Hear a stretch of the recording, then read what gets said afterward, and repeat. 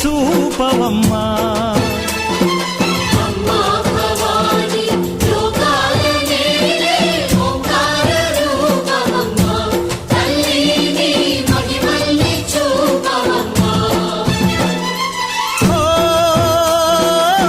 సృష్టికే దీపమా, శక్తికే మూలమా, సింహరథమే నీదమ్మా.